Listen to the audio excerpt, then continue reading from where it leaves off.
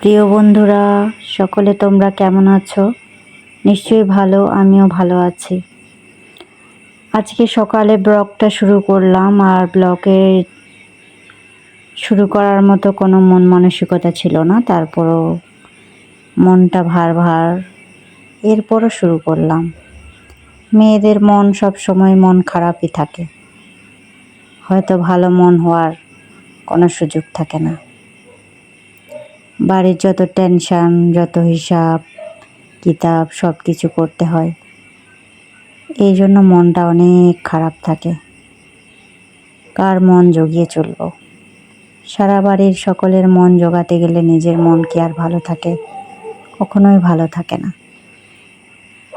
সবার শখ পূরণ, সবার আবদার পূরণ করতে করতে আমাদের মনের আবদার সব কিছুই থাকে না। সব কিছু জলাঞ্জলি দিয়ে নিজেকে বেঁচে থাকতে হয়। এই তো সকালে যত কাজ, সকল কাজ সেরে নিয়ে আমি 1 কাপ করে চা করে নিয়ে খেতে বসে গেছি। চাটা খেলে তাও মনটা একটু ফ্রেশ লাগে,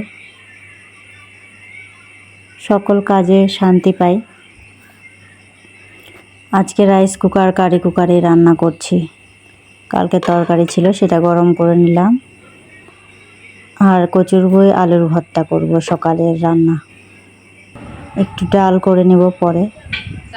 এই যে খাওয়া দাওয়া করে আমি একটু আমাদের পাশের দোকানে গেলাম বেড়াতে। মাঝে মাঝে ভিডিও করতে হয়, কিছু একটা কিনবো ভেবে। তারপরও ভালো লাগলো না, মনটা ভালো নেই। মেয়ের কবরে দেখতে গেলাম, কবর জিয়ারত করলাম।